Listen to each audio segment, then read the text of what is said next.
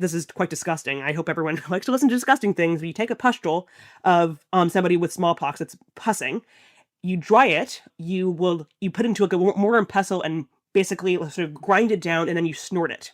Or you put that into your arm, or you put a fresh pus into your arm, basically, too. So how did they figure this out? Trial and error, I suppose. You've reached American History Hotline. You ask the questions, we get the answers. Leave a message. This is an iHeart podcast. Guaranteed human. What's up, fam? It's sports journalist Ari Chambers. Hey, what's up, y'all? It's your girl, Sam J. And we're the hosts of Everyone Watches Women's Sports, a new podcast from Together. We're breaking down the biggest headlines, the viral moments, and the stories everyone's talking about across women's sports. From game-changing performances to culture-shifting conversations, we'll give you our takes, our debates, and a few laughs along the way. Because everyone watches women's sports. Listen to Everyone Watches Women's Sports on the iHeartRadio app, Apple Podcasts, or wherever you get your podcasts. Joy is essential, and it's also elusive. But now, there's a new and exciting way to start your journey toward a more joyful existence. Joy 101. It's a new podcast hosted by me, Hoda Kotb. If you're craving inspiration to maximize your joy, tune into these candid, uplifting, and moving on-air chats. Open your free iHeartRadio app, search Joy 101, and listen now. Joy 101 with Hoda Kotb is presented by CVS. My first guest is Paris Hilton, Shakira, Luke, and Yerin. Have surprises? Many surprises. Welcome to the Sweet 305 podcast, where the group chat comes to life. What up? You're the only person I know that loves a yellow Starburst. It's lemonade. This is Sweet 305. Here, oversharing is encouraged. Listen to Sweet 305 with Lele Pons on the iHeartRadio app, Apple Podcast, or wherever you get your podcasts. Hey everyone, it's the Jonas Brothers. This week on the podcast, Hey Jonas, we're hanging out with Michael Bublé. After Kevin's recent interesting confession about Michael, we figured there's only one thing to do. We must invite Michael Bublé on the podcast, and we want to know what's on his Sexy Time playlist. You know, I did an interview, and they're like, have you heard about this Jonas Brothers thing? And they were like, what did you think of it? And I was like, well, I mean, it's reciprocal. We talk about Kevin's confession, Michael's reaction, and a whole lot more. Our conversation with Michael Bublé is out now. Listen to Hey Jonas on the iHeartRadio app, Apple Podcasts, or wherever you get your podcasts. 30 years ago, an island off Manhattan almost brought down New York City. Who will you trust? Your friends and neighbors? Or will you trust the people 5 miles overseas? This is a story about neighbors turning on each other and what happens when a forgotten place decides it's had enough. But we're not stopping, are we? Listen to Revisionist History, The Staten Island Problem on the iHeartRadio app, Apple Podcasts, or wherever you get your podcasts. Hey there, American History Hotliners. Your host, Bob Crawford here. Happy to be joining you again for another episode of American History Hotline. You're the ones with the questions. I'm a guy trying to get some answers. And keep those questions coming. The best way to get us a question is to record a video or a voice memo on your phone and email it to americanhistoryhotline@gmail.com. That's americanhistoryhotline@gmail.com. Okay, today's question is about medicine and vaccines. Here to help me answer this question about vaccines is our old friend, Kathryn Olivarius. She's an associate professor of history at Stanford University, specializing in 19th century U.S. history. Kathryn, thanks for joining me today. Delighted as always. Okay, Kathryn, here's a question we were hoping you could answer for us. This comes from Henry from Duluth, Minnesota. I was wondering, what was the first vaccine mandate in the United States? It's a great question. And this was actually, the first vaccine mandate was from General George Washington during the American Revolution. So when we think about the history of vaccinations, really the disease that we're thinking about is, sort of in the long history, is smallpox. So I can guarantee you that nobody listening to this podcast has actually personally experienced smallpox. This is an amazing feat of modern public health. The fact that we have not had any experience with this personally, and cross fingers that persists, that the eradication of this, which has happened since the 1980s, persists into the future. So smallpox this is caused by the variola virus, and this has been with us for about 10,000 years. But it came to North America on ships, European ships, during the colonial period, and we see various outbreaks of smallpox throughout the 18th century. So Boston, for example, has a series of very, very serious outbreaks of smallpox in the early 1700s, 1750s, all the way up into the Revolutionary period. And smallpox is honestly one of the most horrifying diseases that's ever existed. You will be infected. You don't necessarily know that you're infected for some time. Then you suddenly develop this horrible rash across these pustules all over your body. And, it's extremely painful. It's sort of hideous to behold. Many, many accounts that we have, from John Adams, for example, who inoculated himself, and we'll talk about that in a second, from smallpox. He just wrote these disgusting sort of accounts of what it was like to actually see somebody who had experienced a serious case of smallpox. And this is a really serious disease.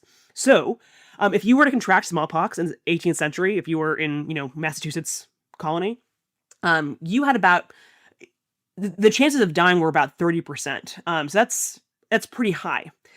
Now, enter a few different things. So we know that smallpox has existed for a long time. We also know that humans have developed ways to not vaccinate yet, but to seek to control it. So through inoculation or through what was called variolation. So this happened in ancient China. This also happened in the Middle East, and certainly happened in West Africa, where basically you take a pustule. This is quite disgusting. I hope everyone likes to listen to disgusting things. You take a pustule of somebody with smallpox that's pussing, you dry it, you put it into a mortar and pestle and basically sort of grind it down, and then you snort it. Or you put that into your arm, or you put a fresh pus into your arm, basically, too. So Yeah. how did they figure this out?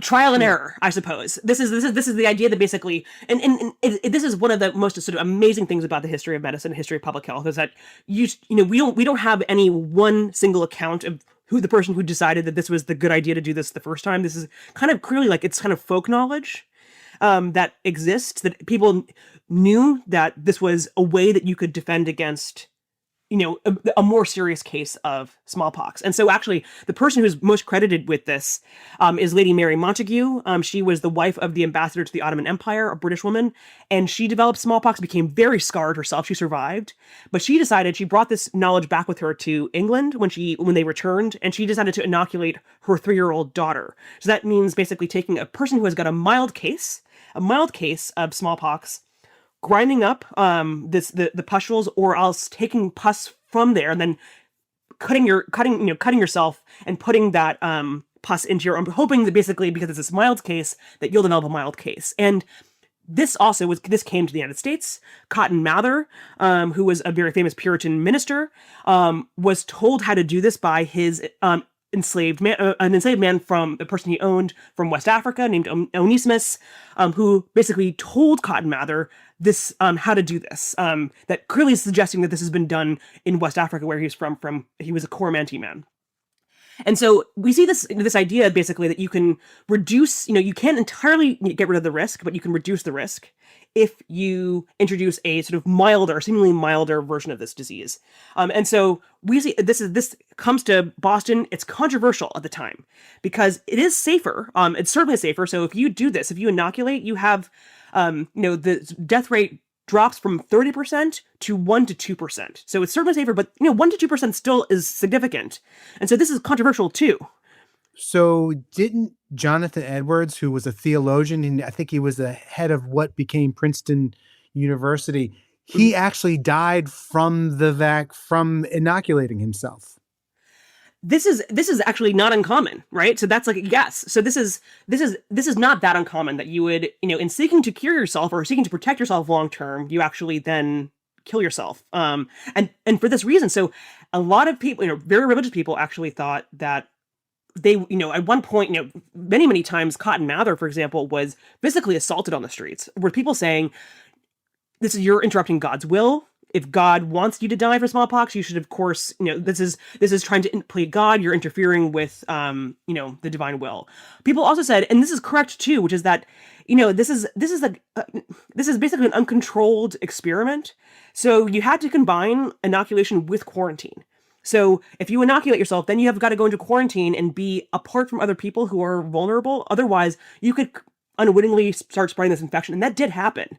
So where you see sort of campaigns for variolation, inoculation, this kind of thing, suddenly you see outbreaks of smallpox that happen that kill many people. So it can get out of control. So for these reasons. But, we fast forward to the revolution, we see smallpox is a problem that afflicts many, many soldiers, many continental soldiers who have never had exposure to this virus.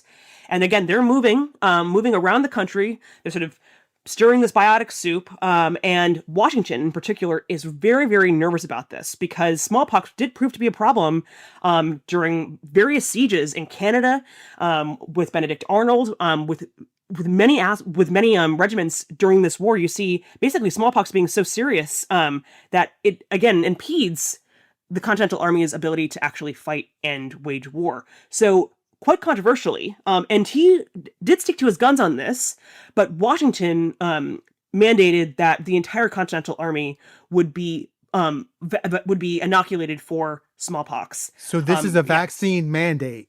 It's not a vaccine yet, but this is we can call it an inoculation mandate. This is the sort of forerunner to vaccines. Yeah. And this is the first of its kind. Yeah, first of its kind.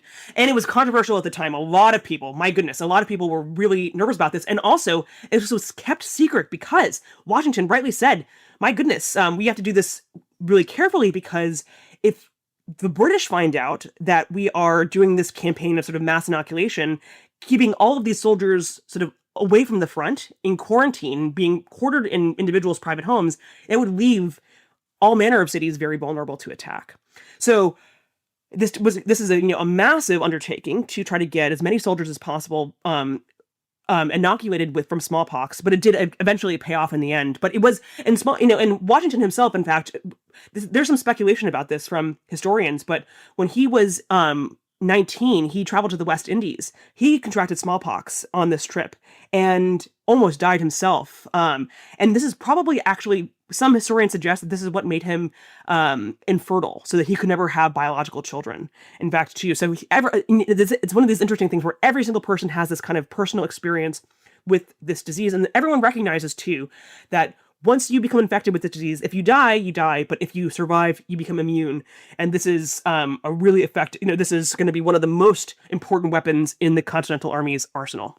So at one point, though, there was a mandate for smallpox inoculation. Yeah. So this is in 1777. This is when Washington puts in this mandate, saying that all soldiers would have to be inoculated, and you would do it in stages so that, you wouldn't be compromising the entire army all at once.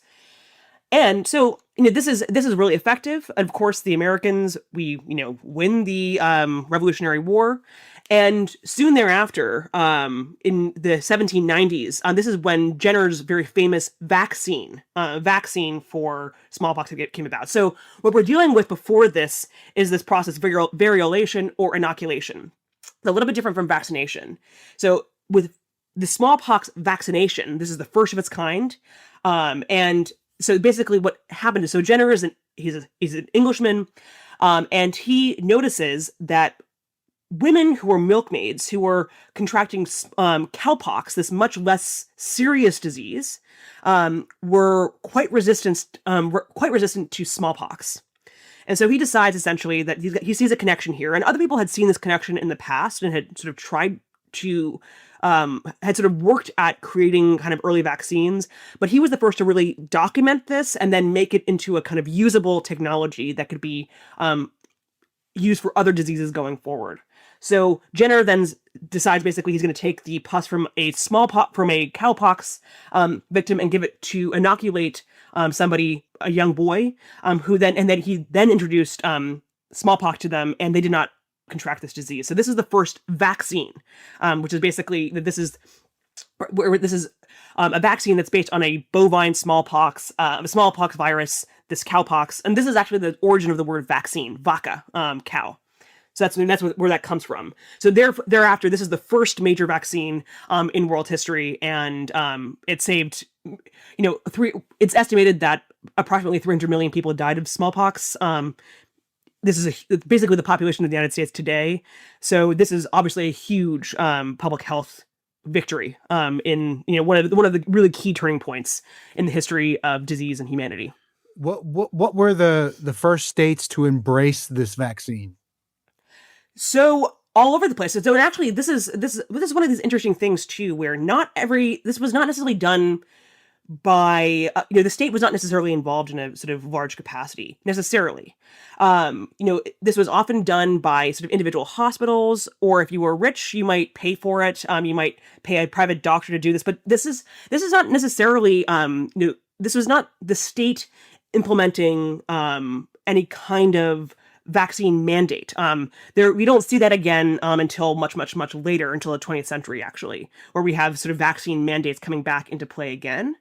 But you have, what we're seeing here too with the smallpox vaccine, these, I think, quite familiar debates to us about the sort of ethics of public health and the ethics of being against vaccines and what it means to have individual rights versus the public good, and getting to that sort of crucial stage of herd immunity. So that, basically that means that enough people in a society, in a community, have immunity to this disease that it can't really set in. It can't ever really penetrate. So you don't have epidemics. And that's getting to that threshold is really difficult. But throughout the 19th century, this was controversial. It was controversial back then. It wasn't as controversial as it is perhaps today. But we see these kinds of, this sort of the seeds of anti-vaxxing on this ideology that really take place, that really sort of take hold in the end of the 18th century, 19th century. So we can say that smallpox was the first vaccine. Yes. In the United States. What was the next one to come along? So what happens, we sort of have like a break for about almost a century at this point then. And then we have a sort of slew of vaccines that come onto the scene, all basically because of Louis Pasteur. And so Louis Pasteur, so very famous for pasteurizing milk, pasteurizing actually wine and beer at the time to basically sort of make things safer to ingest and make them last longer. What ended up happening, he was looking for a cure for rabies, and he was looking for a cure for cholera, and he was doing experiments. And this actually did happen. It's really quite serendipitous and sort of the magic of the way that scientific discoveries happen, which is that they were working on basically trying to find isolated cure for chicken cholera, fowl cholera, in his lab.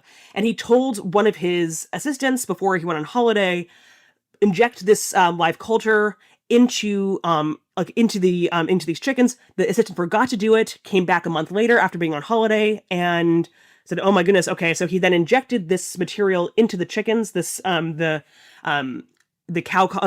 chicken cholera, and they noticed that then these chickens did not get sick with cholera. There was something about this virus that had been sitting out for a month made it less virulent somehow, and it also again then gave immunity. So this is the first live attenuated, what we call a live attenuated virus vaccine. So we have basically here we have Louis Pasteur coming up with these live attenuated vaccines for not just chicken cholera, but then for rabies. And then we see other doctors take on as sort of vaccine technology is developing. We see a vaccine come in by 1896 for typhoid fever, then for cholera also, then for bubonic plague, tuberculosis, a massive killer worldwide, still a massive killer worldwide. We see a vaccine for that. Diphtheria, tetanus, pertussis, or whooping cough, as we're going into the sort of the early 20th century. Yellow fever, a big one. And then probably the one that most listeners are sort of familiar with and probably had themselves actually were the polio vaccines. That these were by Sabin and Salk, the Salk vaccine.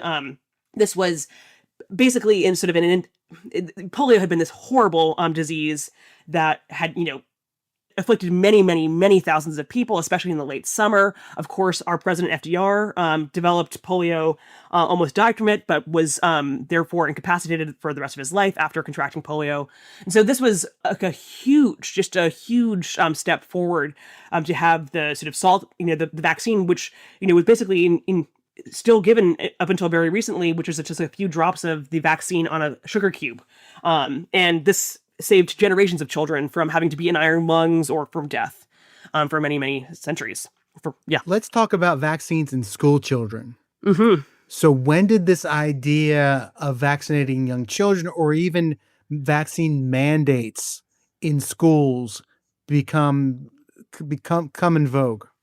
This has been around for many, many years, certainly since the early 20th century. This idea that if you have a vaccine for what is now, for these incredibly contagious, very dangerous, very fatal childhood ailments like measles or mumps or rubella, these kinds of diseases, that actually this should be something that all children should have from a young age. And this is, by the way, drastically reduced child infant mortality across the board.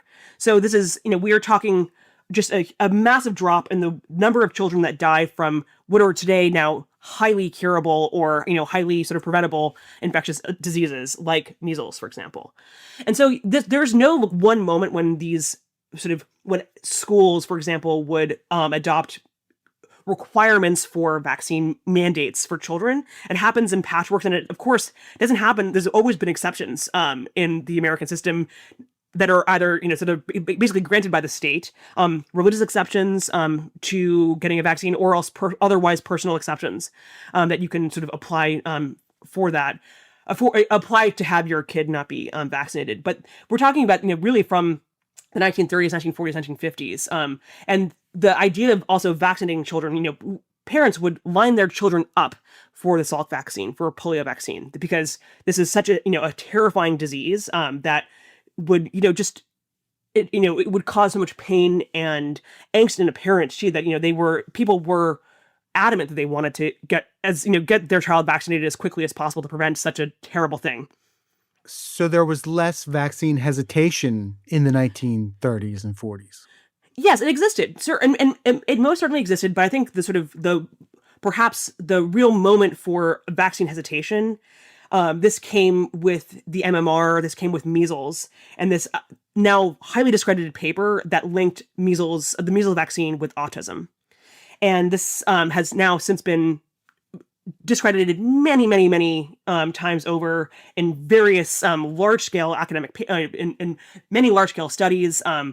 And there is no connection. I mean, there are risks associated with vaccinations.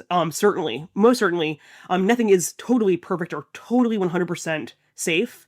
But fundamentally, it's about balancing risk with reward, which is the risk is contracting a disease, and also the reward is not just saving your child or yourself potentially from a disease that has killed millions of people in the past.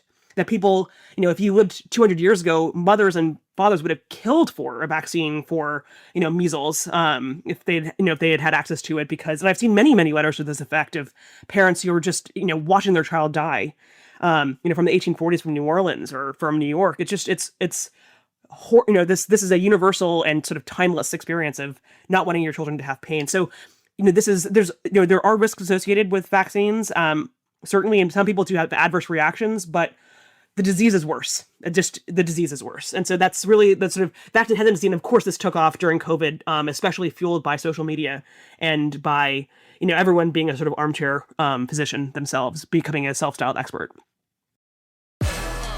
What's up, fam? I'm sports journalist Ari Chambers. Hey, what's up, y'all? It's your girl, Sam J. And we're the hosts of Everyone Watches Women's Sports, a new podcast from Together and iHeart Women's Sports. Because let's be real, women's sports is giving us way too much to talk about these days. The highlights, the rivalries, the breakout stars, the moments that take over your entire timeline. And the conversations that start during the game and somehow keep going all week. Every week, we're breaking down the biggest stories across women's sports. We'll give you our takes, our debates, and probably a few disagreements. We'll talk to athletes, celebrate big moments, and get into what's happening on and off the field, court, track, and beyond. Because we're not just interested in what happened, we're interested in why everyone's talking about it. Because everyone watches women's sports.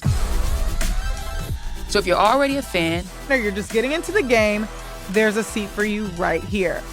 Listen to Everyone Watches Women's Sports on the iHeartRadio app, Apple Podcasts, or wherever you get your podcasts. Hey, I'm Hoda Kotb, host of the podcast Joy 101 with Hoda Kotb. Okay, if you know me, you know this. I'm always searching for inspiration, for support, and useful tools to help maximize joy. So this podcast lets us uncover all of that together. We're going to have these meaningful conversations with the world's most fascinating people, like when actress Olivia Munn shared how she overcame fierce health challenges that she never saw coming. I've gone through breast cancer and then helped my mother through breast cancer, and that was more difficult. There's a lot of people who understand postpartum depression. I was not prepared for postpartum anxiety. Olympic champ Shawn Johnson revealed why she had no choice but to be a gymnast. There was something about gymnastics that was intoxicating to me. It's given me a belief that we all have one of those treasures inside of us. We just have to find it. Listen to Joy 101 with Hoda Kotb on the iHeartRadio app, Apple Podcasts, or wherever you get your podcasts. My first guest is Paris Hilton, Shakira, Luke and Yerin, Samira y Gracie. I'm so excited. On a bouncy bed. You have surprises? Many surprises. Welcome to Suite 305, where the group chat comes to life. What up? Es como que una forma de decir como, hola amiga, hola mejor amiga, hola hermana, what up? Mira, nunca lo había hablado con nadie. Excepto con mis hijos. Mis hijos sí saben. Yes. Sé mi amante. Uf. Punch. Qué increíble. Ya la telenovela. You're the only person I know that loves a yellow starburst. It's lemonade. No hay alguien que te falta, como que tú dices, me gustaría colaborar con esta persona. This is Suite 305. Listen to Suite 305 with Lele Pons as part of My Cultura podcast network on the iHeartRadio app, Apple Podcast, or wherever you get your podcasts. Hey everyone, it's the Jonas Brothers. This week on the podcast, Hey Jonas, we're hanging out with the one, the only, and the one, Michael Bublé. You guys, I'm genuinely a huge fan. Like, it's funny, you know, I made a whole thing about doing this TikTok where I got you guys to sign the guitar, but right. It was real. Like, we listen to you in the car all the time. Like, it literally is hanging up with all your signatures. Wow. I am so honored. After Kevin's recent, let's call it interesting confession about Michael, I had a feeling this wasn't going to be going away. We figured there was only one thing to do. We must invite Michael Bublé on the podcast, and we want to know what's on his Sexy Time playlist. You know, I did an interview, and they're like, have you heard about this Jonas Brothers thing? And they're like, what did you think of it? And I was like, well, I mean, it's reciprocal. Like, what a man got to do? What a man got to do? We talk about Kevin's confession, Michael's reaction, and a whole lot more. Do you have a hockey rink in your house? I do. Our conversation with Michael Bublé is out now. Listen to Hey Jonas on the iHeartRadio app, Apple Podcasts, or wherever you get your podcasts. I'm Jake Brennan, and on my podcast, Disgraceland, I tell the stories behind music's biggest names, the moments that shaped them, haunted them, and changed music history forever. Like how the story of the Foo Fighters and Dave Grohl isn't just about music. Imagine that. You're in the biggest band on the planet, as Dave Grohl was in 1994 in Nirvana. And the phone rings, and you learn that your singer, your friend, the reluctant voice of a generation, Kurt Cobain, is dead. This is a story of fame, pressure, friendship, and the weight of fulfilling your destiny. Learn more about the moment everything changed. Disgraceland is part of the Exactly Right Network. Listen to new episodes every Tuesday, bonus episodes Thursday, and rewinds on Sunday on the iHeartRadio app, Apple Podcasts, or wherever you get your podcasts.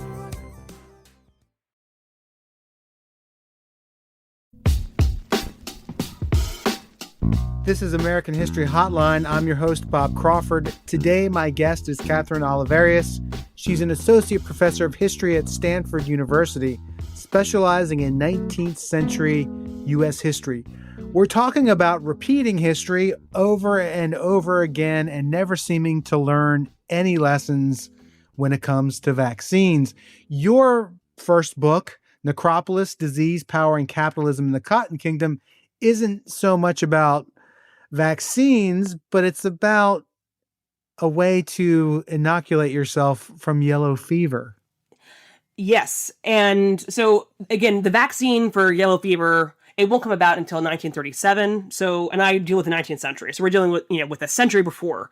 And this is a mosquito-borne illness, yellow fever, that was, during the 19th century, probably the most terrifying disease in the Atlantic world. This is a disease, you get bitten by a mosquito within a few days, and they did not know that it was spread by mosquitoes, but within a few days or a few hours, you developed these symptoms of nausea, you have back pain.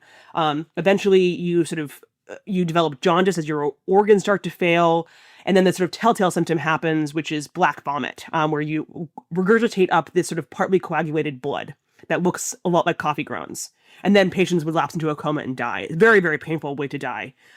In many ways, the sort of most similar, symptomatically disease that most people would be familiar with today would be Ebola.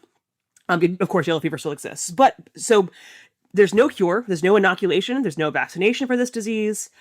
People did not understand how it was spread or why some people developed only very mild cases while other people died.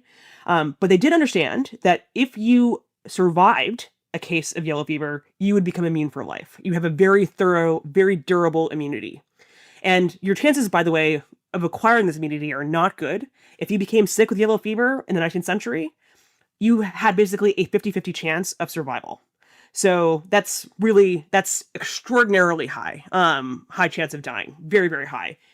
But again, if you survived, you became immune for life. And so my first book, Necropolis, was all about people basically seeking out this immunity. It was so valuable, so important to the sort of social and economic structure of the Cotton Kingdom, where, if you wanted to be a successful person, you had to demonstrate somehow that you were immune to yellow fever, because otherwise people wouldn't invest in you. You couldn't get a job, you couldn't get credit, because you were just considered to be too risky. So my whole book is basically about how this desire to chase this disease, to acquire this very valuable immunity to it, how this permeated the entire sort of ethos of the Cotton Kingdom. And what I thought was really fascinating about your research was how some cities got better than others at instituting public health measures. Yes. Talk about those who were successful again versus those who were not. Yeah, so the 19th century, in many ways, we can sort of consider this to be the genesis moment for the states seeking to, the nation or individual states seeking to try to control or at the very least ameliorate disease for citizens. So you'll see, for example, in cities like New York or Philadelphia, where yellow fever actually was occasionally a problem in these cities. It can go all the way up to temperate zones, though it's most associated with tropical or subtropical climates. But it can go, so we have periodic outbreaks of yellow fever, but also of cholera in the 1830s and 1840s and 50s. We also have smallpox outbreaks, things like this. And so we have basically doctors and public health specialists thinking, okay, so what are our options? We don't really understand how these diseases are spread. Some of them are quite obviously contagious. And by contagious, what they meant was spread by human-to-human contact. So me touching you, for example, and giving you smallpox or giving you syphilis. Some diseases, they also said, were miasmatic, basically the kind of organic result of dirty city living. So basically, of organic matter under the sun baking and creating these foul vapors. They thought that literally this bad smell was the cause of disease. So they don't really know a lot about how the sort of epidemiology of these diseases are working in New York, but they say, okay, what we're going to do is we're going to experiment, because it's better than having, trying and failing is better than not trying at all. And so where New Orleans, essentially the political culture was, we can't prevent yellow fever, we're going to throw our hands up, we're never going to institute quarantines because they're unpopular, because they stymie business, because they, it means that rich people can't get richer, essentially, and businessmen always hate quarantines, no matter where you are. They always hate them. So New Orleans, they never do them. But New York has many quarantine stations, in fact, not just for yellow fever, but again, for smallpox or for plague. So if if you're a ship coming into port, you would have a health inspector come on board and determine if there was any infectious disease on board. And then they would maybe quarantine the entire ship. If there was, or they would take it to a quarantine station, and let the people, basically, the people would be in isolation for 20, 40 days, depending on the illness. So you see, states and cities seeking to institute these quarantines and build more robust infrastructure to actually handle quarantines. You also, in addition to this, have cities that are taking a more active role in building hospitals that are funded by the state, not just by private institutions or, as was pretty typical, the church, whether it be sort of the Methodist or the Protestant church or the Catholic church at this time. And you also have cities that are now engaged in data collection, seeing it as their responsibility essentially to say, what is the incidence of this disease? How often are people dying from a thing? Where are they dying? Who is dying? Can we collect the kind of vital data so that we can draw out some patterns that we can use for future epidemics to try to prevent disease? And so you see this, and again, it's not perfect. There are, again, when you don't know that germs exist, how can you really prevent against germs? And, people are drinking dirty water, constantly. If you live in a city, you are living essentially, you in close proximity to people and animals and dirt and filth. Every street was essentially just a sewer. So you're, in constant proximity. This is the kind of situation we're dealing with in urban life at this time. But we see some concerted efforts in certain places with politicians and specialists taking sometimes unpopular decisions to try to protect the public's health. And so just like public health measures like quarantines provoke a backlash, it's always been that vaccines throughout American history have provoked backlashes as well. Yeah, and I think that they've certainly produced a backlash. I think that what we're seeing, we've seen a sort of the volume dialed up in the last 5 years with COVID-19 and mRNA vaccines in general, where we see this kind of vaccine hesitancy commingle with a sort of larger distrust with the state, with a kind of a politics that saw state interventions during COVID as uneven or, in retrospect, overbearing and things like this. So you see this. We've seen a sort of a massive increase in and also vaccine hesitancy. I hate to interrupt you, Kathryn, but it seems also that there's a suspicion against expertise, right? Yeah. People are suspicious of expertise. Yeah, and so I'm sure that most people have probably come into contact with this at some point, but it's the criticism lodged at the COVID-19 vaccinations, fairly or unfairly, I suppose, or that it happened so quickly. It came out, so quickly, and that's sort of fair. Most of the time with all these vaccines that we're talking about from the past, smallpox, polio, influenza. These are all vaccines that took many, many years to develop. And so I think people rightly said, how can we roll out this vaccine so quickly within, in 2020 in some cases?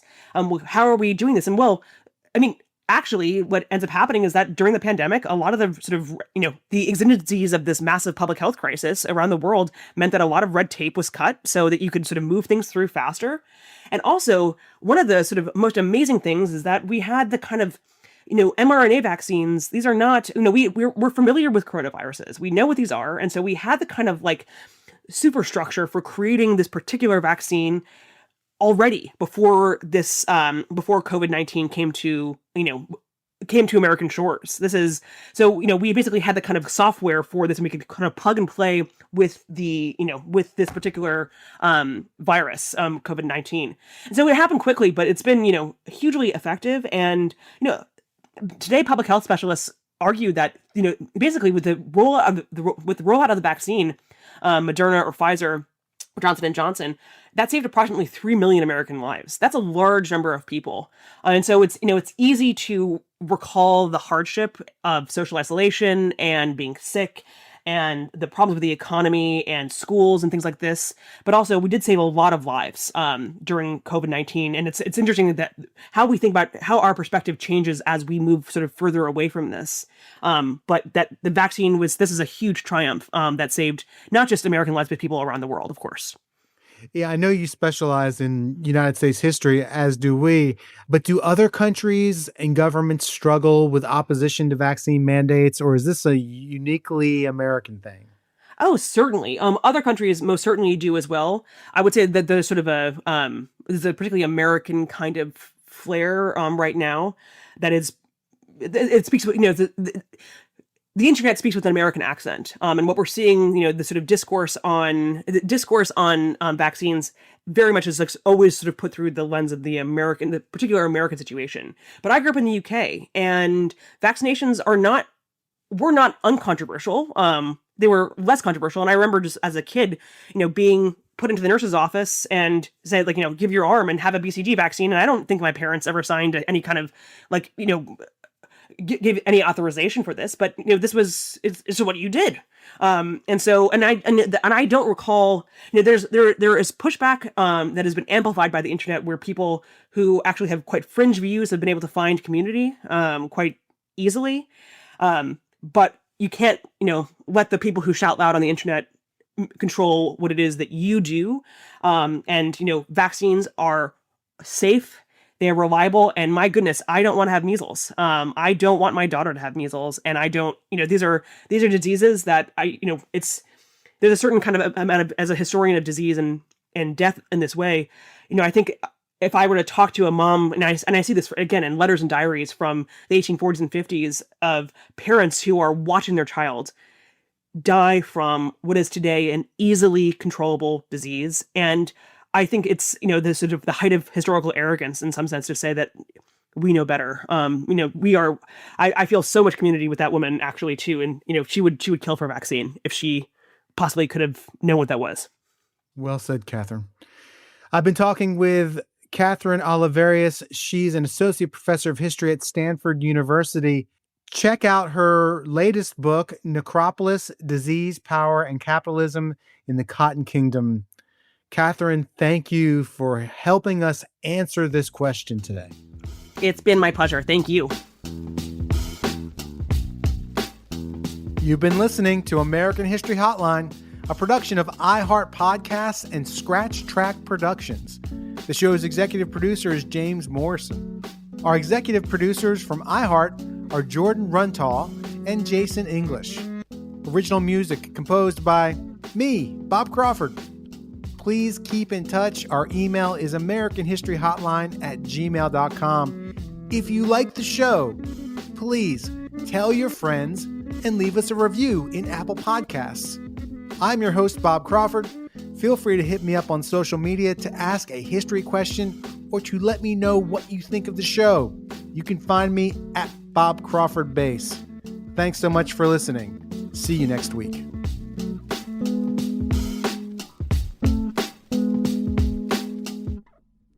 What's up, fam? It's sports journalist Ari Chambers. Hey, what's up, y'all? It's your girl, Sam J. And we're the hosts of Everyone Watches Women's Sports, a new podcast from Together. We're breaking down the biggest headlines, the viral moments, and the stories everyone's talking about across women's sports. From game-changing performances to culture-shifting conversations, we'll give you our takes, our debates, and a few laughs along the way. Because everyone watches women's sports. Listen to Everyone Watches Women's Sports on the iHeartRadio app, Apple Podcasts, or wherever you get your podcasts. Joy is essential, and it's also elusive. But now, there's a new and exciting way to start your journey toward a more joyful existence. Joy 101. It's a new podcast hosted by me, Hoda Kotb. If you're craving inspiration to maximize your joy, tune into these candid, uplifting, and moving on-air chats. Open your free iHeartRadio app, search Joy 101, and listen now. Joy 101 with Hoda Kotb is presented by CVS. My first guest is Paris Hilton, Shakira, Luke, and Yerin. Have surprises? Many surprises. Welcome to the Sweet 305 podcast, where the group chat comes to life. What up? You're the only person I know that loves a yellow starburst. It's lemonade. This is Suite 305. Here, oversharing is encouraged. Listen to Suite 305 with Lily Pons on the iHeartRadio app, Apple Podcast, or wherever you get your podcasts.